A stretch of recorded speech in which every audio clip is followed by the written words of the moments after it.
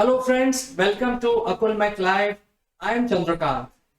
Today we will be discussing about a very important subject, and the subject is called reflections. Reflections can be inward looking as well as outward looking, and to discuss this matter I will be joined by a very senior global guru. His name is Kevin Cottam. He is joining us from Singapore, and we will discuss all aspects of how to do better reflections.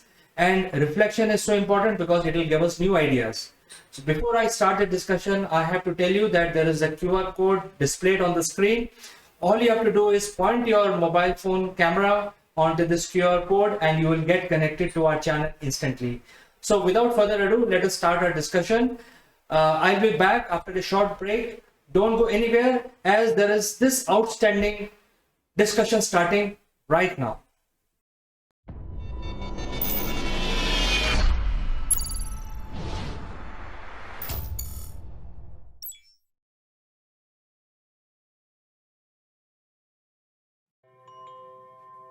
Hello friends, welcome back, and we're very pleased to have Mr. Kevin Cottam in our studios, and Kevin is going to tell us new things, how we can improve our professional life.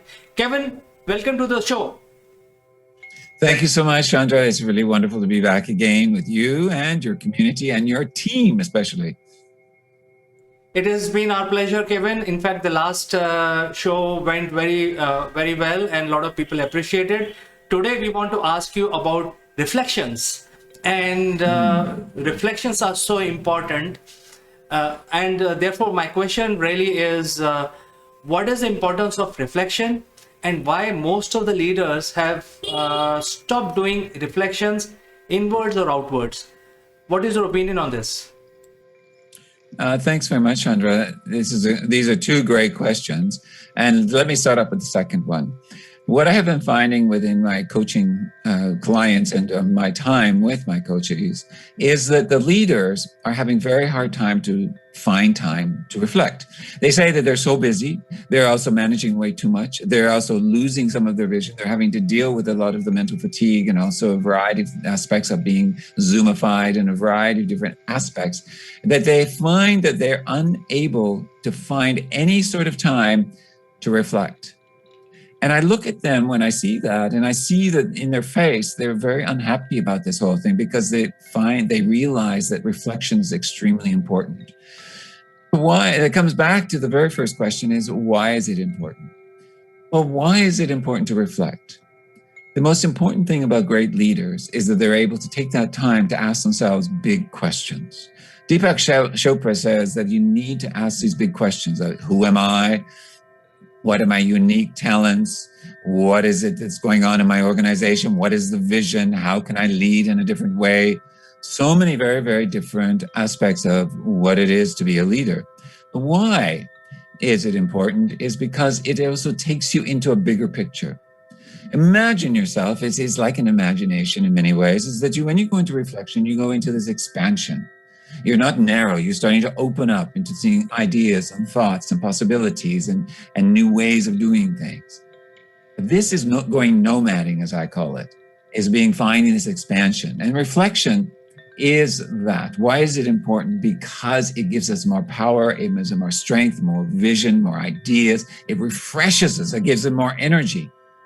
These are important aspects, especially not if you're just a leader, but anyone in this world is taking time to reflect. Yes, I think I'm trying to unravel this mystery while talking to you. And the second question that comes to my mind now immediately is, what happens if we don't reflect? If the chief executives or the leaders stop reflecting, what happens to them? Well, there's a variety of things that could happen to them. First of all, is they could burn out very quickly because they don't take the time to take that moment of rest and pause to look at what is the big picture. Where are we in the organization? Who am I? What is my purpose? Why am I here? All of these are important questions to look at. But what happens is that they lose energy. They will also lose a focus. They may lose their mojo.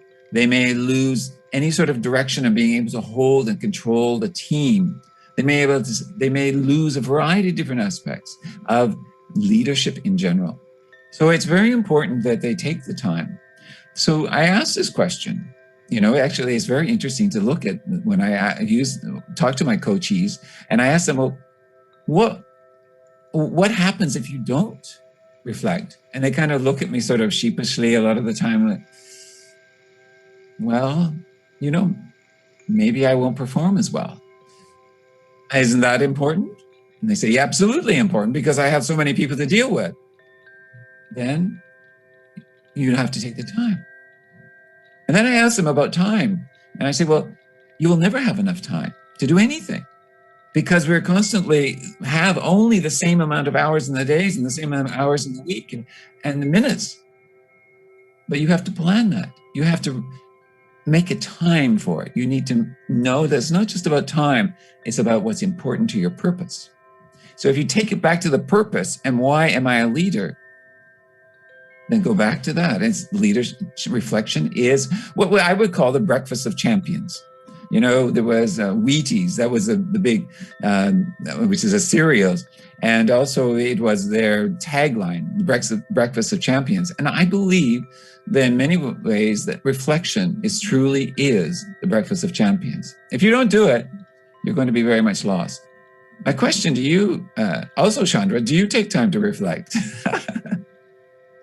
Well, you're putting me on the spot, and I love this. To be very frank, Kevin, seriously, I don't reflect. I don't have time to reflect.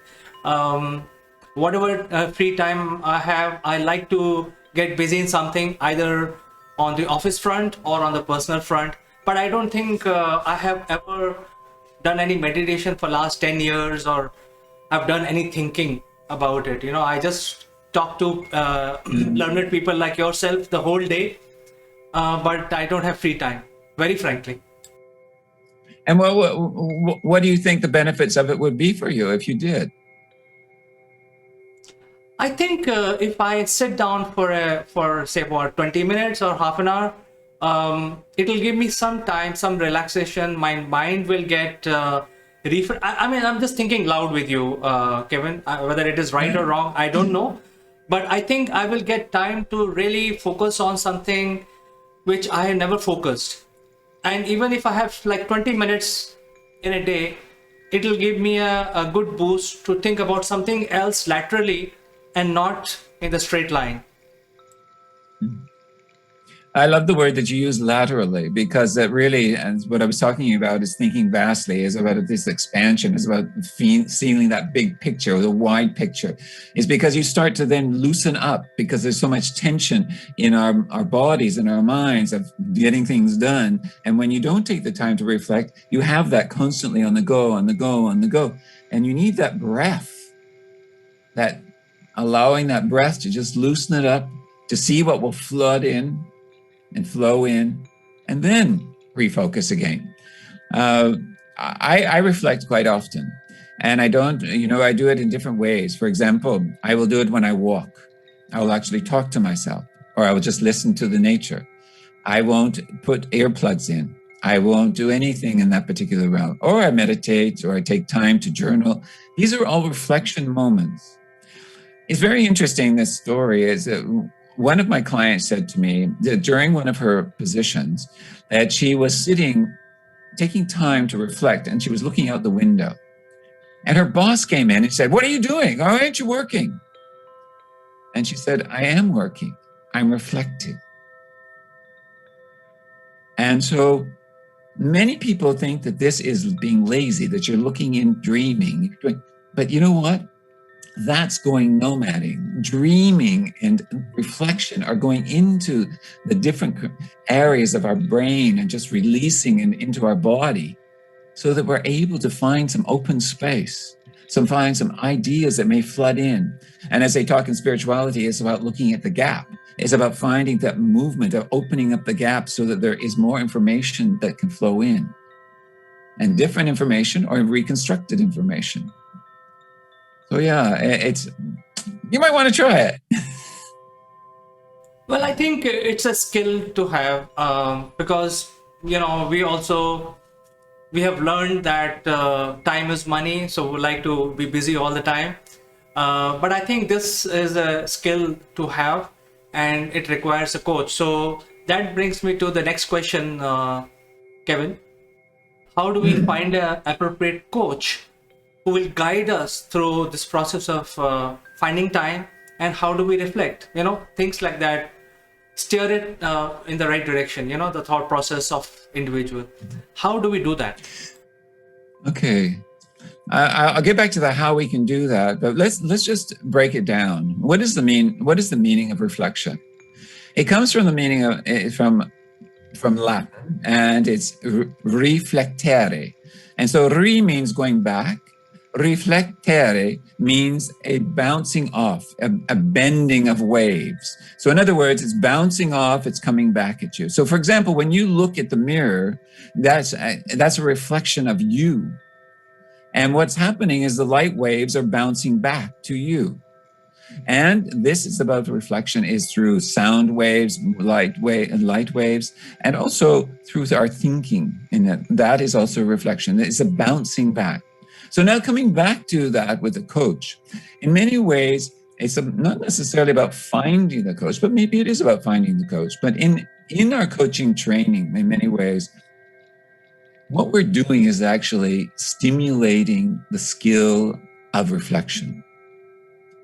When I do my coaching and I use this idea of going nomading, and I use the nomadic mindset. So I tune into the nomadic mindset. And this is about flow and about bouncing back and forth ideas. And so what happens is that we may ask some sort of question, and then we pick up on the answer. It's reflecting back at us, the answer from the client. And then we may pick up some words from that client, which is now reflecting back in another question, those words back. So it's this bouncing back and forth. It's this dance, this movement back and forth. It's this fluidity of flow.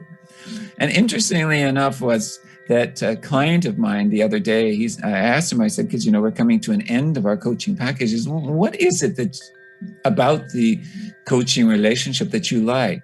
And he says, I love the way we just bounce off of each other.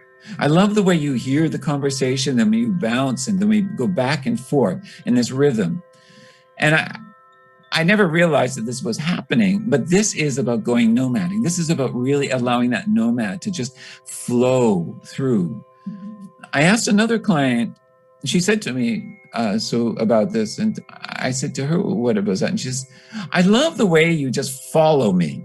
You stand by me, you follow me, and we just move along, and wherever we go, you're there. And that is a way of reflection. All of this is reflection, because now we're reflecting back. In fact, the whole coaching conversation, I would suspect, and I would believe and suggest, is a reflection, because it's giving the client and these leaders time out of their day to spend in conversation, which opens up these ideas and thoughts. And I believe that that's exactly what is needed, and why a good reason to have a coach.